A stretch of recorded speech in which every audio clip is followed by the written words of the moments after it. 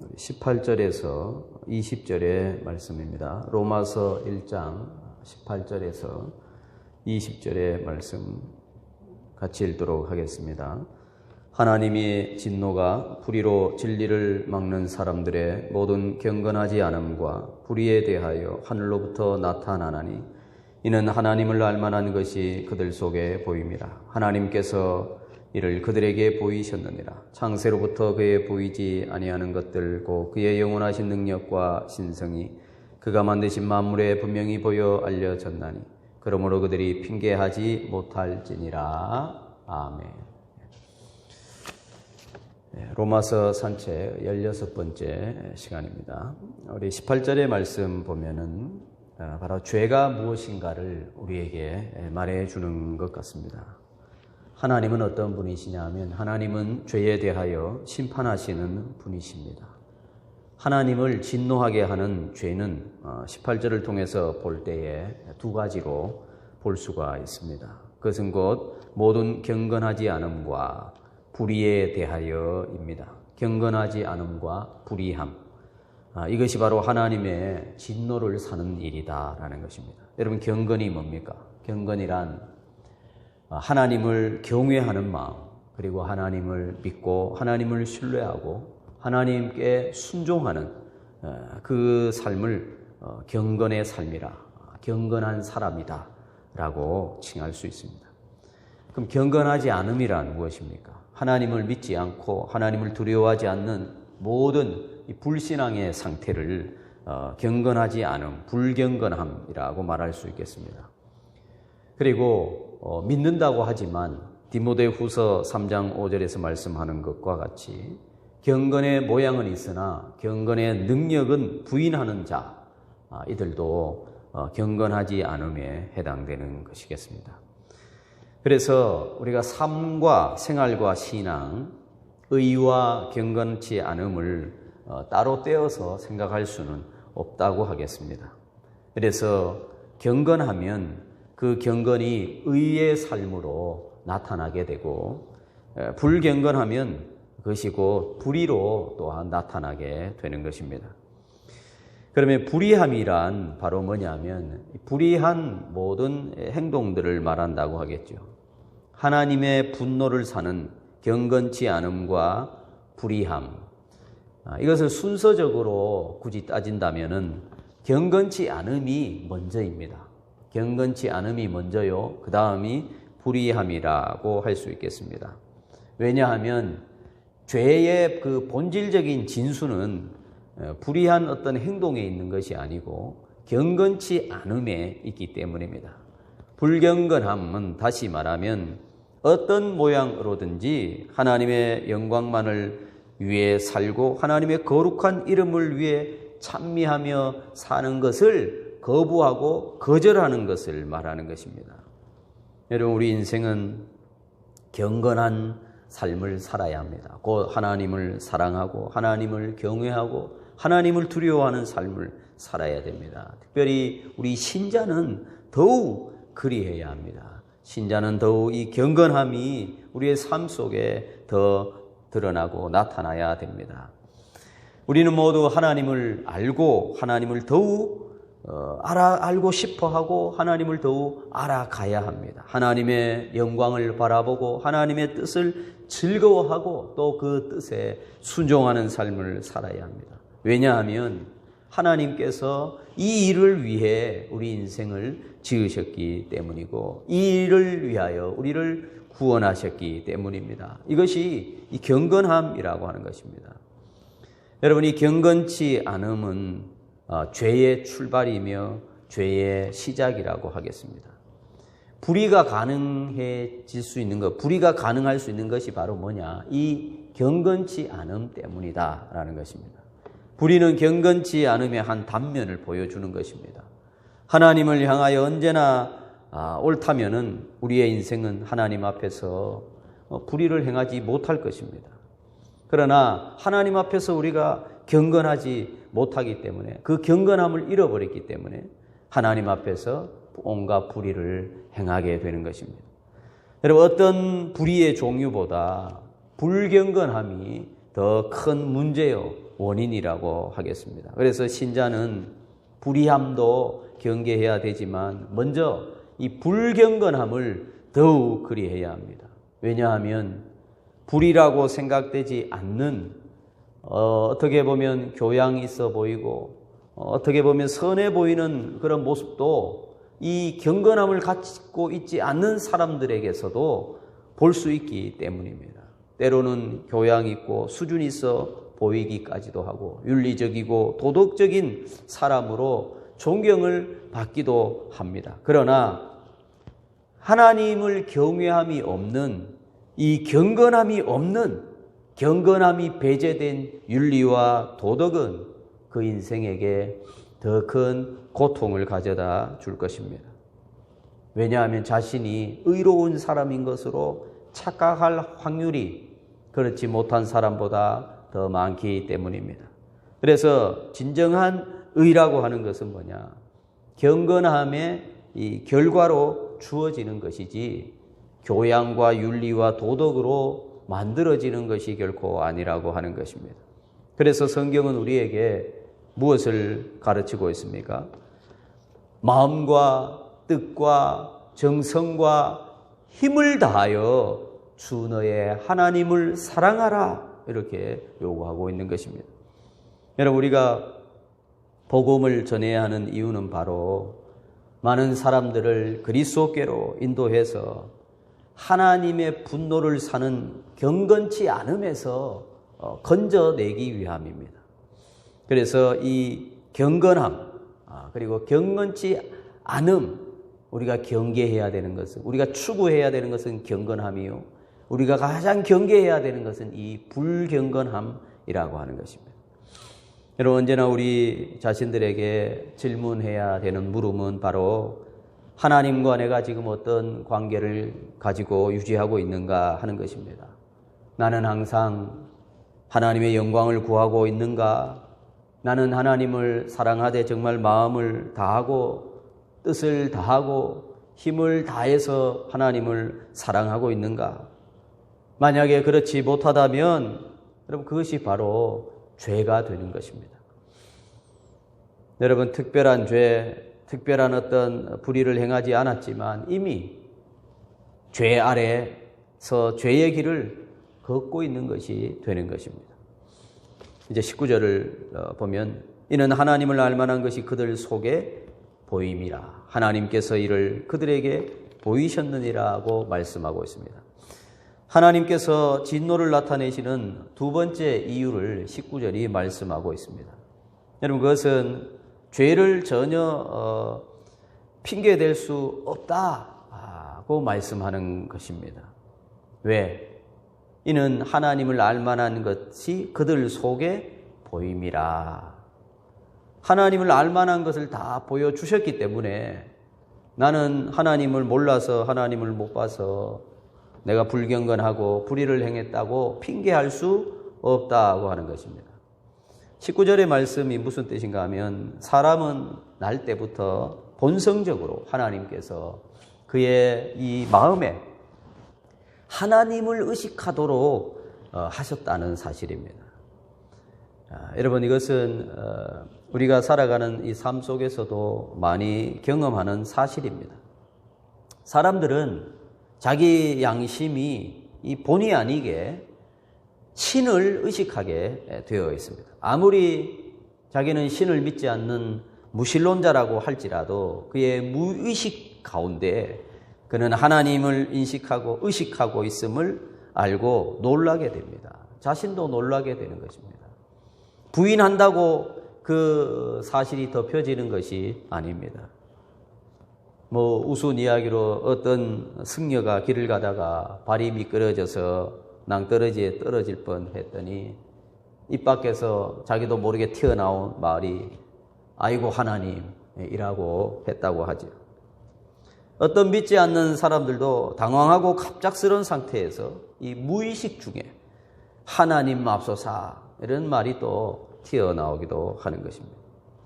성경에 나타난 야훼 하나님을 찾지 않더라도 최소한 사람은 그 마음에 어떤 신을 찾는 본성이 들어있다 하는 것입니다. 사람에게 또 이 양심이 있죠. 양심의 가책을 받는다. 이것 역시 하나님께서 우리에게 보여주시는 것입니다. 죄를 짓고 나쁜 짓이라고 생각되는 것을 하게 되면 이 양심이 가책을 받게 되어 있습니다. 이것은 죄를 미워하시고 죄를 심판하시는 하나님께서 인생에게 두신 선물이라고도 할 수 있겠습니다. 그래서 인생은 죄를 핑계할 수가 없는 것입니다. 20절에 창세로부터 그의 보이지 아니하는 것들과 그의 영원하신 능력과 신성이 그가 만드신 만물에 분명히 보여 알려졌나니 그러므로 그들이 핑계하지 못할지니라. 여러분, 하나님께서는 이 보이지 않는 양심과 또 인간의 이 내면에 하나님을 아는 어떤 지식을 주신 것뿐만 아니라 이제 외부적인 어떤 요소로도 죄를 핑계할 수 없도록 하나님께서 하셨습니다. 20절이 그것을 잘 말씀해 주고 있습니다.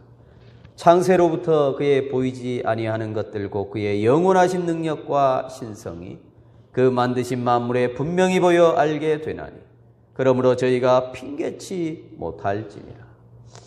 여러분, 이 말씀은 뭡니까? 우리 시편 140편을 보면은 시편 기자가 이 부분에 대해서 잘 노래하고 있습니다. 할렐루야, 우리 하나님을 찬양하는 일이 선함이요 찬송하는 일이 아름답고 마땅하도다. 4절에 그가 별들의 수요를 세시고 그것들을 다 이름대로 부르시는도다. 또 8절에 가서 그가 구름으로 하늘을 덮으시며 땅을 위하여 비를 준비하시며 산에 풀이 자라게 하시며 들짐승과 우는 까마귀 새끼에게 먹을 것을 주시는도다. 그리고 14절에 내 경내를 평안하게 하시고 아름다운 밀로 너를 배불리시며 눈을 양털같이 내리시며 서리를 재같이 흩으시며 우박을 떡부스러기같이 뿌리시나니 누가 능히 그의 추위를 감당하리요. 그의 말씀을 보내사 그것들을 녹이시고 바람을 불게 하신즉 물이 흐르는 도다. 여러분, 우리가 보는 이 하나님께서 지으신 이 창조 세계 속에서 하나님의 그 솜씨에 대한 여러 명백한 사실들을 보여주고 있습니다. 태양과 달과 별과 짐승들과 우주의 질서와 체계와 이 계절 등을 통해서 하나님은 하나님을 계시하고 계실 것입니다. 이 모든 것들이 바로 하나님의 그 신적 증거들이 되는 것입니다. 여러분, 생명체들의 신비를 보더라도 그렇습니다. 비관한 예로 우리 사람의 인체의 신비, 정말 놀랍습니다. 우리의 눈동자를 여러분 보십시오. 이 눈동자는 정말 놀랍도록 설계되어 있습니다. 이 눈동자보다 더 탁월한 카메라가 없습니다. 정교하게 정말 만들어져 있습니다. 그런데 이런 것이, 이렇게 정교한 것이 우연히 생겨났다고 우기는 사람들이 있습니다.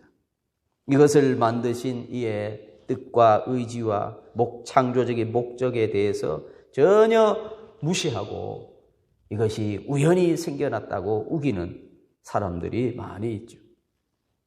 여러분, 그들은 왜 그렇게 되었습니까? 21절에 말씀해 주고 있죠. 하나님을 알되 하나님을 영화롭게도 아니하며 감사하지도 아니하고 오히려 그 생각이 허망하여지며 미련한 마음이 어두워졌나니 라고 말씀하고 있습니다. 또 여러분, 시편 104편에 가면은 하나님께서 모든 피조물들을 어떻게 먹이시는지를 말씀하고 있습니다. 심지어 나무들까지도 어떻게 기르시는지를 잘 묘사하고 있습니다. 하나님이 보이신 이 창조 세계를 통한 능력과 신성의 그 계시는 오늘 이 코로나 시대를 살아가는 우리는 더 핑계할 수 없을 것입니다. 눈에 보이지 않는 작은 바이러스에도 쓰러지는 인생들이 하나님이 보이지 않기 때문에 나는 믿을 수 없다고 하는 것은 정말 어불성설입니다.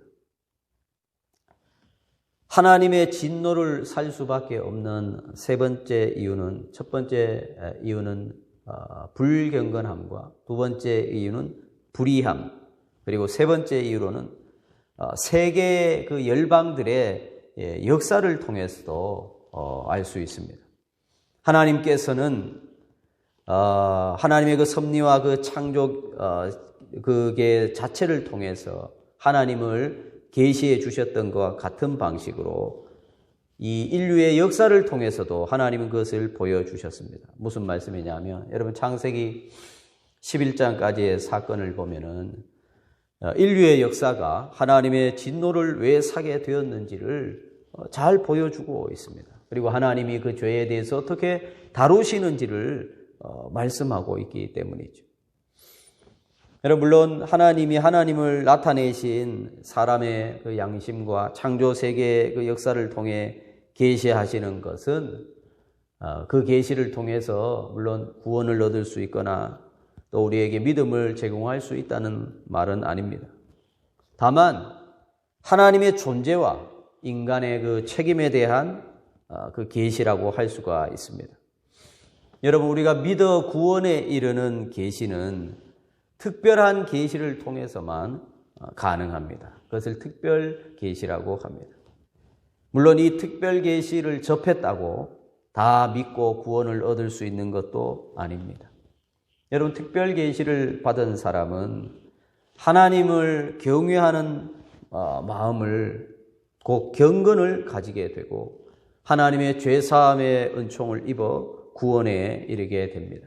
그러나 육에 속한 사람은 하나님의 성령의 일을 받지 아니하나니 저희에게는 미련하게 보임이요 또 깨닫지도 못하나니 이런 일은 영적으로라야 분변함이니라. 고린도전서 2장에 말씀하는 것과 같이 특별 계시를 통해 우리는 믿음을 갖게 되고 구원에 이르게 되지만 이 특별 계시를 접한다고 해도 육에 속한 사람은 그것을 깨닫지도 못한다 하는 것입니다. 사도 자신이 그 점을 온전히 설명하고 있습니다. 하나님이 모든 인생에게 보이신 것은 능력과 신성에 관한 것이지 구원을 통해서 자신을 계시하셨다고는 말하지 않습니다. 거기에는 경건치 않음과 불의에 대해서 핑계대지 못하게 할 만큼 충분히 하나님께서 계시하셨습니다. 하지만 그 계시만으로는 구원에 이를 수는 없는 것입니다. 왜냐하면 그 계시를 통해 하나님의 사랑도 또 하나님의 그 어떠하심과 하나님의 놀라운 그 속성이 그 일반적인 그 계시를 통해서는 나타나지 못하기 때문입니다. 바울이 정말 말하고자 하는 대상이 누구냐 하면 유대인들입니다. 이제까지 말해온 것이 여러분 이교도적이고 이방적인 나라들에게 해당된다면 그들마저 핑계댈 수 없다 하는 것입니다. 그런데 특별 계시를 받지 않고 일반적인 계시, 내면에 또 이 창조 세계를 통해서 하나님의 어떠하심을 계시받은 그 사람들은 죄에 대하여, 불의에 대하여 더 이상 그들이 핑계할 수 없게 되었습니다. 그런데 특별 계시를 받은 사람들이 있었습니다. 바로 유대인들이죠. 그들은 특별한 하나님의 은혜를 접했습니다. 곧 하나님의 말씀을 그들이 받았고 하나님의 선지자들을 그들이 받았습니다. 율법을 받았습니다. 그런데 그 하나님으로부터 주어진 이 많은 계시들을 유대인들이 받았지만 그들은 그 특별한 계시를 받았으면서도 그러니까 그들은 더 핑계할 수 없는 것입니다. 그러나 그들은 결국 어떻게 됐습니까? 사람의 몸을 입고 이 땅에 오신 그들 가운데 계셨던 예수님을 알아보지 못하고 오히려 십자가에 못 박아 죽였습니다. 그래서 여러분 유대인들은 더 핑계할 수 없는 거예요. 창조주이신 예수님이 직접 오셔서 그들에게 나타나셨지만도 그들이 알아보지 못한 것이죠. 그러니까 그들은 더 핑계할 수 없는 사람들.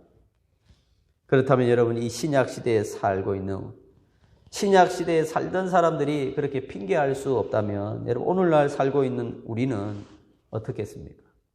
여러분 더 핑계할 수 없습니다. 왜냐하면 우리는 이미 구약과 신약 이 완성된 특별 계시를 우리는 이미 손에 가지고 있는 사람들입니다. 그럼 우리는 더 핑계할 수가 없다 하는 것입니다. 미련한 사색의 결과는 영적인 총명함을 잃어버리게 됩니다. 영적인 감각을 상실하게 되고 그 마음이 어두워지는 것입니다. 하나님의 아들이 사람의 몸을 입고 곁에 오셨지만 그들이 알아보지 못한 이유가 여기에 있다고 하겠습니다. 여러분, 그러므로 우리 신자는 에베소서 4장 17절에서 20절의 말씀과 같이 이 말씀 가운데 우리가 살아서 우리에게 주어진 이 경건함을 지켜야 할 것입니다.